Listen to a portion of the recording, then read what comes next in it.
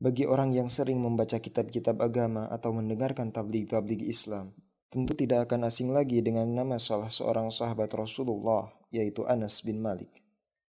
Anas menjadi pelayan Rasulullah sejak ia berumur 10 tahun hingga saat Rasulullah wafat. Kemudian pada zaman Khalifah Umar ibn Khattab, Anas pindah ke Basrah dan tinggal di sana sebagai guru agama. Anas termasuk orang yang paling subur dengan anak.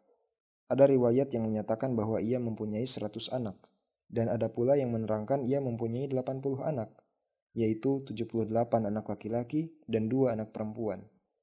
Anas bin Malik beribukan seorang perempuan yang terkenal dengan kunyahnya, Ummu Sulaim.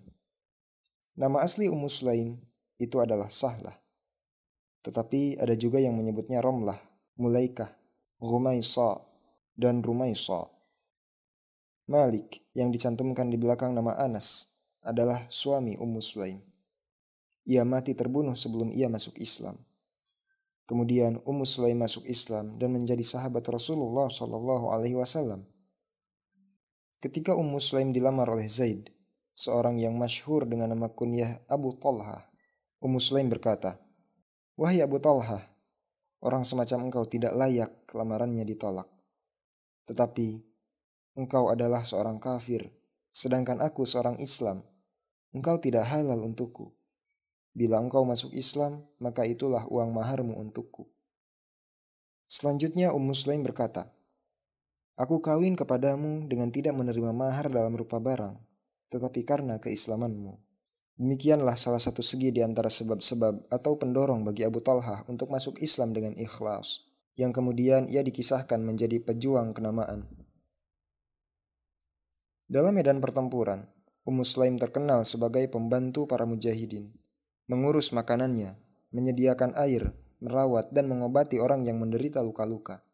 Abu Talha dikenal sebagai juru panah yang ulung, sehingga rekan-rekannya menyatakan, satu Abu Talha sama dengan 1.000 tentara. Sedangkan Rasulullah Shallallahu Alaihi Wasallam sendiri menyatakan, "La sautu Abi Talhata fil jaish khairun min fi'atin." Suara Abu Talha dalam laskar lebih utama daripada tenaga satu rombongan tentara. Rasulullah Shallallahu Alaihi Wasallam sering bertandang ke rumah Ummu Sulaim untuk bersilaturahim dan bercengkrama. Dan pada saat demikian, Ummu Sulaim sering dengan sengaja memasak sesuatu makanan yang disiapkan untuk Rasulullah. Dari perkawinannya dengan Abu Talha, Ummu Sulaim mendapat seorang putra yang diberi nama kunyah Abu Umair. Anaknya itu sehat dan periang, parasnya baik, dan sangat dikasihi oleh Abu Talha. Sehari-hari anaknya bermain-main dengan burung peliharaannya, yaitu burung Nughair. Pada suatu hari ketika Rasulullah Shallallahu Alaihi Wasallam kebetulan singgah ke rumah Ummu Sulaim, tampak oleh beliau Abu Umair muram saja mukanya. Maka Rasulullah bertanya, "Mengapa Abu Umair bermuram saja mukanya dan tampak kurang sehat badannya?" Tatkala itu Ummu Sulaim menjawab, "Burung Nughair milik Abu Umair itu mati." Mendengar hal itu, maka semenjak itu Rasulullah Shallallahu Alaihi Wasallam sering mengusik Abu Umair jika kebetulan beliau bertemu. Rasulullah selalu mengusik dengan kata-kata, "Ya Aba Umair, ma fa'alan Nughair?" Wahai Abu Umair, apa yang sedang terjadi dengan Nughairmu itu?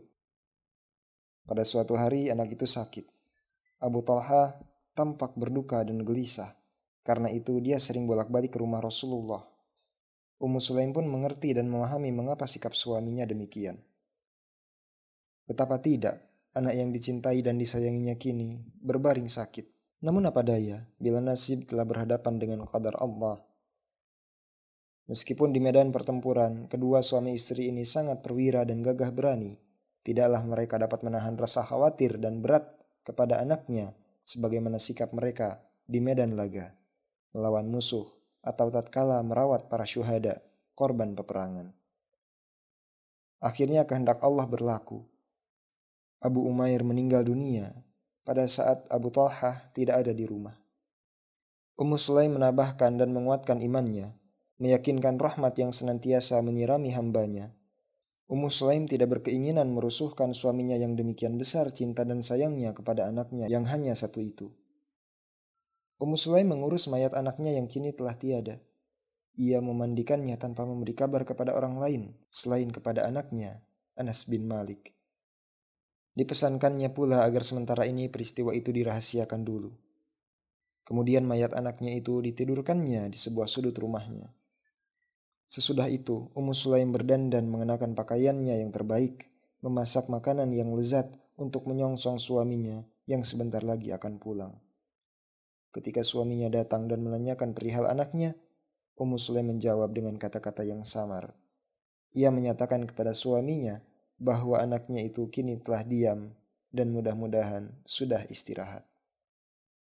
Pada malam itu suaminya dapat makan dengan nikmat dan dapat tidur dengan pulas serta nyenyak.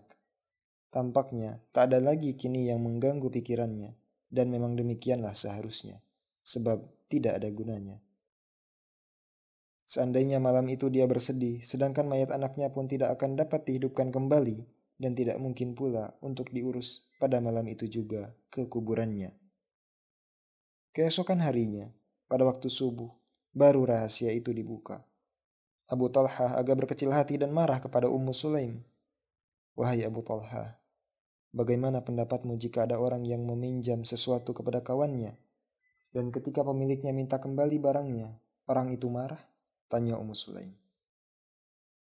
Tidak boleh ia bertindak demikian. Sesungguhnya lah pinjaman harus dikembalikan kepada pemiliknya. Kemudian Ummu Sulaim menyambung perkataannya, bahwa anak itu adalah pinjaman belaka, dan Allah minta agar kita mengembalikannya. Setelah mendengar ucapan istrinya yang demikian bermakna, maka Abu Talhah sadar dan ridho akan qada Allah. Maka ia mengucapkan, Inna lillahi wa inna ilaihi raji'un. Kemudian Abu Talhah pergi untuk sholat subuh bersama Rasulullah. Lalu ia menerangkan segala sesuatu yang terjadi atas dirinya.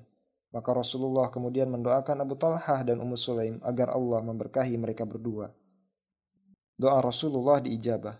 Abu Talhah mendapat putra lagi yang diberi nama Abdullah. Yang kemudian, anaknya itu mempunyai 9 anak yang semuanya hafal Al-Quran. Ummu Sulaim selalu memelihara suasana riang gembira dalam rumah tangganya. Ia tidak suka mengganggu ketentraman suaminya. Senantiasa berikhtiar sedapat mungkin memperkecil atau mengalihkan kesedihan menjadi kegembiraan. Ia menanam dan memetik keriangan dan kebahagiaan di sela musibah.